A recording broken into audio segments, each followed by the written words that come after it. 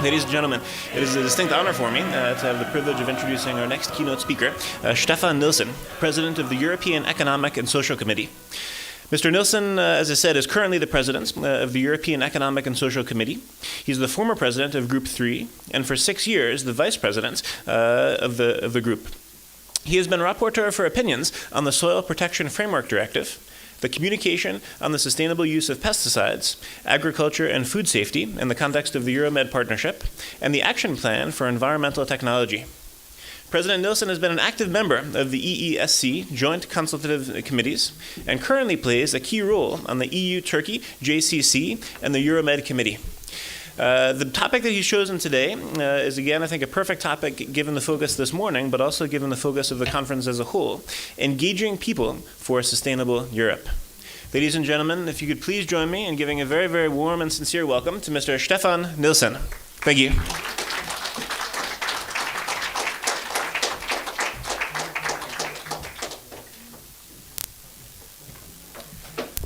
Thank you very much. I don't know if it is an honor for you, but it's really an honor for me to be here in Berlin and participate in this international economic conference. And thank you very much for the invitation to be here today and to speak and to listen to this prominent assembly. I've been very happy to have this chance here and to touch upon important issues to European Economic and Social Committee. I will try to explain what we are, what we represent, and what we are doing. And as you said, when I took the presidency of this body 2 years ago, I had the title for my work, Engaging People for a Sustainable Europe. But I have to underline, I always also add a sustainable word, because we don't live alone on this globe. We live together. Before I go more deeply in what I intended to say, I will make some small nice comments to the previous speaker, because I very much appreciate what you said. First of all, about the denying of Bulgaria and Romania to participate in the Schengen. They was promised if they did what was needed to do in order to protect the borders from their side. Some few, a couple of countries, still block their participation, which I think is totally wrong. When you talked about language, I'm quite sure when you talk about education that Anna, who is coming, also participates as speaker, which might be much more deeply in the question of education.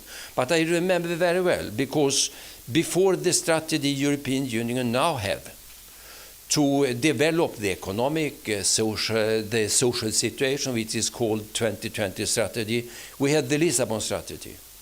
Some in my small village think this could be a city plan for Lisbon, but it was not. It was a 10-year strategy in order to make European Union work in a more efficient way. And when I talked with the staff dealing with this in President Barroso's office, they repeated what is needed to do. It's education, education, and education. But there is one language, and you said that we can miss the music contest. I think in my country there is a final competition tonight in the TV. I agree, but I don't look. My music is another choice. But we have also to remember the only language where we can be together without interpretation is the music. Also, I want to say that I see sometimes, and I will come soon to what I was intended to say, the Nordic country as a problem. Not the South, Greece, Italy. I know that they have the problem. I exclude, I have to say, Germany to be a problem of the Nordic countries. But there is some Nordic countries which think we are in balance, we are out of the crisis.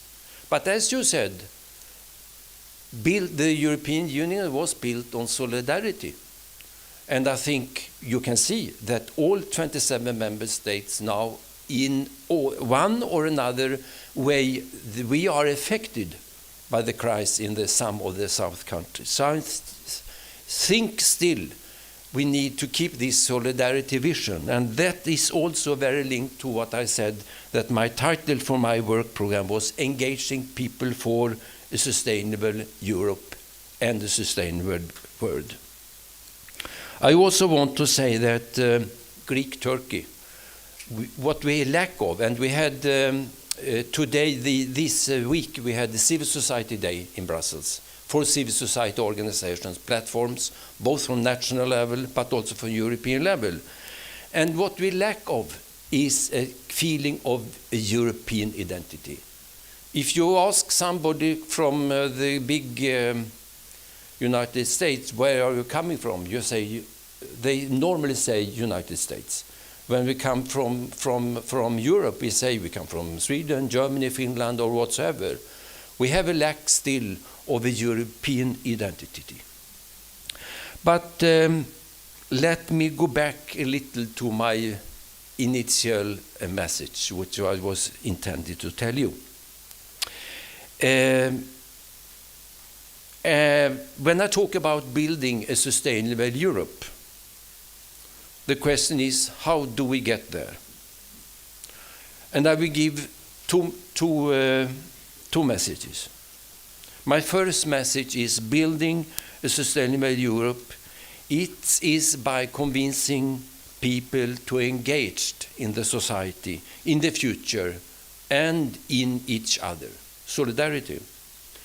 It is with political leaders creating the tools to support this, and listening to the needs of people and the environment.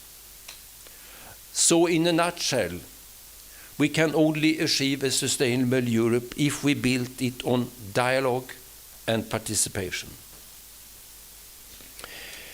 My second message would be, let's change our way of thinking. And in front of me I see a lot of young people, and perhaps you have more easy to thinking in a little different way than an older generation. Let's see. I hope you make questions also. So let's create a win-win ecosystem where economic and social values are not opposed to each other, but could reinforce each other. And I will give you later one example when we talk about social business. A win-win ecosystem where the needs of people and of the environmental can be reconciled, where, for example, even tourism is not always opposed to sustainability. I will touch later on it because this is also the title of the whole conference this week. And this will be my two main messages for today. So first of all, who are we? I said that I represent European Economic and Social Committee, and we were established in 1957 in the Rome Treaty, very much based on the French model. And I used to say we are the only body in the EU machinery, in the legislative process, which is composed of not elected people coming from the political side. We are coming from the organized civil society, nominated by organizations through lists from member states, but appointed by the Council. We are 344 members. We are mentioned in 5 articles in the treaty. So in the treaty, you can, I don't know if everybody have read the new Lisbon Treaty, perhaps you, Anna, but there is some paragraphs which regulate that there exist 2 advisory bodies. It is the Economic and Social Committee. It's also the Committee of Region, where you have political leaders from regional and local level. And we are, as I said, an advisory body giving opinions. If you read the treaty, and you can find 35, 40 different articles where you can see that there is an obligation from the committee, from the Commission, to ask the committee for opinions. We made around 200 opinions or a year of the proposal coming from the Commission, and nowadays with the new treaty even from European Parliament. And who are we? We are coming from representatives of employers' organizations, trade unions. So we have what we call the social partners inside. We have the third group, where you kindly said that I have been chaired. There you have a mirror of what the civil society looks like in member states. It could be farmers' representatives, it could be people coming from environmental organizations, liberal profession, academics, small and medium-sized enterprises, and youth organization, voluntary organization. It's a very broad representativities. And of course, we try to participate actively in the debate, not only to write papers, to do the formalities. We try to go to the European Parliament to talk with the European Parliament's rapporteurs. We try to organize conferences to highlight important topics for the civil society. And we are very happy also to participate in events like this. Since 1995, I was appointed as member. And what happened in 1995? Probably a man coming from Austria remember what's happened, because there was an enlargement with 3 countries to the European Union, Sweden, Finland, and Austria. And I am a farmer from Sweden. Normally home, when I work in my field or with my animal, I don't always have a tie. But I am always bringing my experience with me, and how important sustainability is for us. And you always have to think about the future, even in hard times like ours. If we don't believe in the future for us, for our children, for our grandchildren around Europe and around the world, nobody will believe and take care of the future. So issues of sustainability might got lost in the fight against the crisis, might, with its uncertainty and sometimes ad hoc political solutions. But motivating all European Union decisions makers and governments to take the lead and to take sustainable development measures in actually part of getting the continent out of the crisis. Probably you remember that last summer in June, there was United Nations big summit for sustainable development.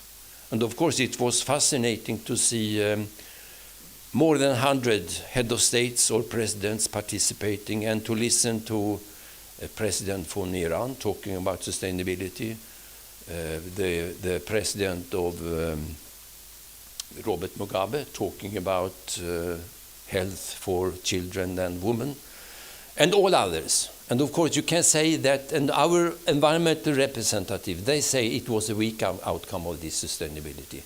Okay, we had expected more commitment, not only for sustainable development, but also for development in itself. But if you look and if you recognize that this was a summit where more than 100 should have a consensus between different countries, I think even a weak outcome was important for the future.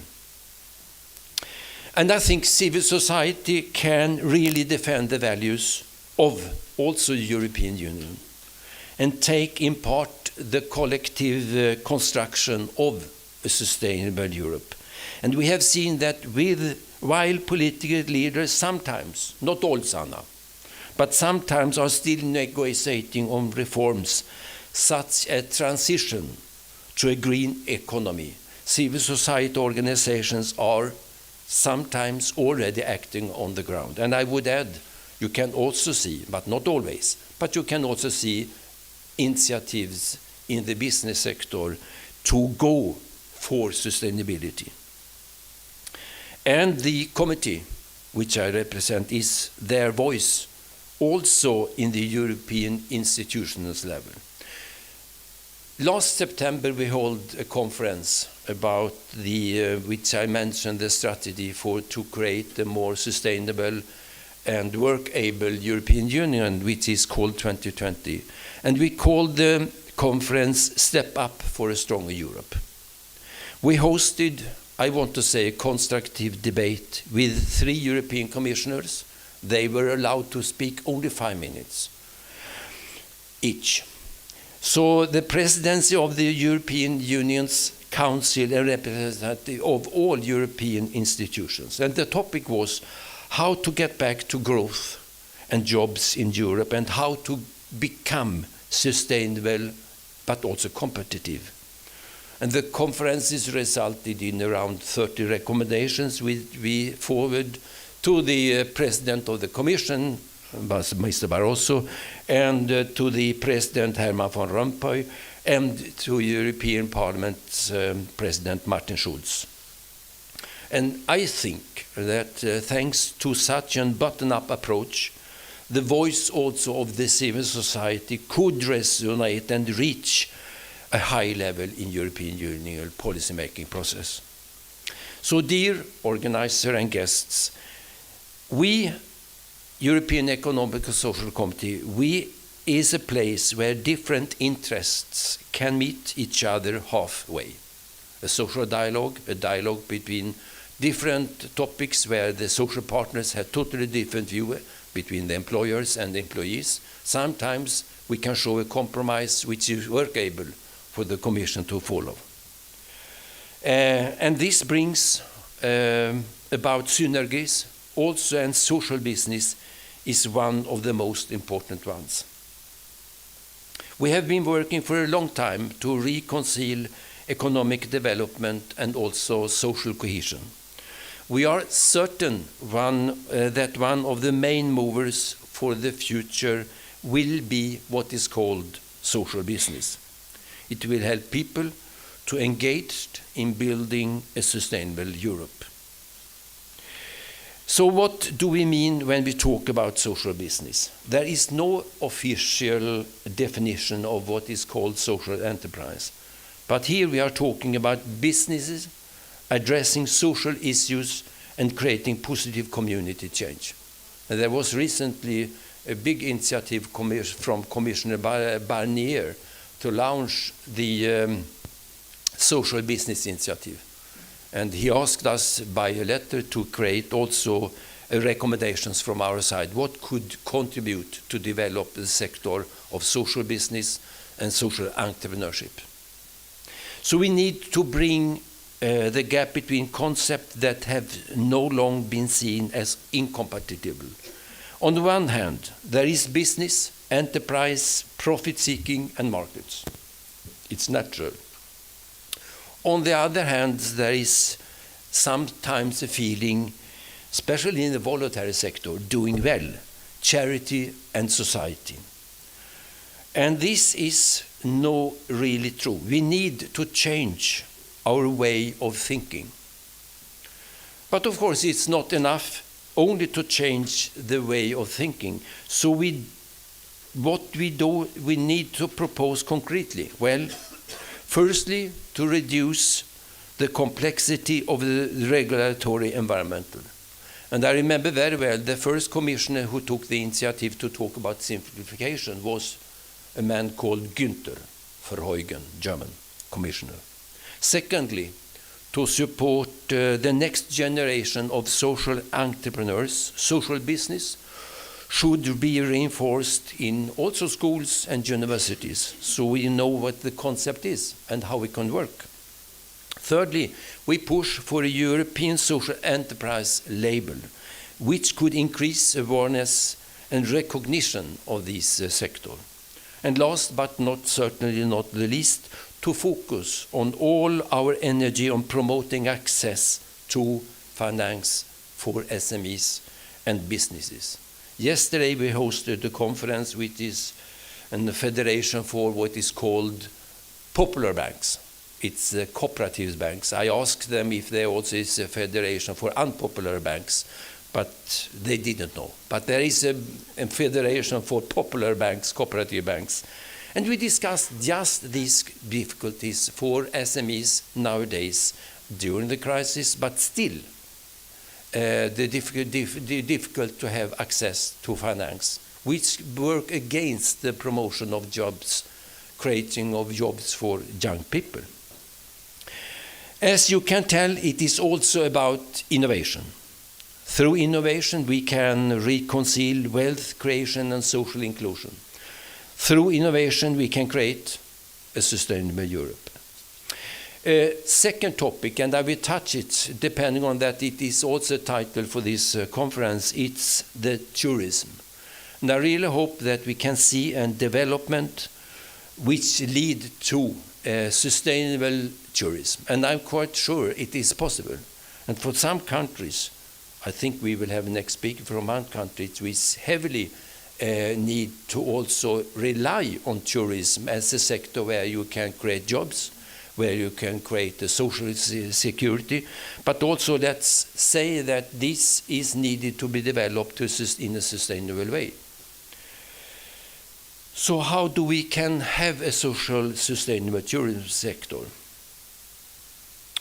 By listening to many voices and also interests. Of course, it's about growth and making money, but also about preserving culture and nature. Public-private cooperation is a positive contribution to the tourism sector for everyone affected. I come from a country which in the north during winter they have coldness, they have darkness. What can you offer to the tourism sector? How could you get people to come to a country only for have the cold and darkness? You build a nice hotel. And it's even good for the hotels around, because normally people only want to stay one night on the ice bed. It's not only depending on that it is ice, but and it's not cold in reality, but it's also expensive. So this is also a way to create business. Where can we to use the possibility to create business and jobs, even if you have difficulties. So now I want to come to my third topic. I am, as you can tell, very committed also to the question of issue of sustainability. And who must be its carrier? Well, obviously, you and the youth. If you are not engaged to take action for a better future, as I said, who will? So how could we engage? At the committee, we look at tangible youth policy, education, as you mentioned, and employment. How can we motivate entrepreneurship among young people? How can we secure the inclusion also of disadvantaged youth? And we are preparing just now an opinion on the Commission's proposal on what you know is the youth employment package, which is different proposals. And we want to bring the gap, to bridge the gap between academia and business, to facilitate the step into employment. And the key is investments. Investing in innovation means investing in you and youth. And I think strongly that Europe has the potential, and European youth is the potential to make it flourish. Let's invest in its innovation, in creativity. I think it's time for me to conclude, to say that first of all, I was very happy also to coming from a Baltic Sea country to have the presentation of the activities in Baltic Sea. I understand also that the speakers before me is very much involved in another regional issues like Danube strategy. But let me conclude to say that what we need is together to build a sustainable Europe and sustainable world. This is the challenges for us all together. And keep in mind the word of solidarity. Thank you very much.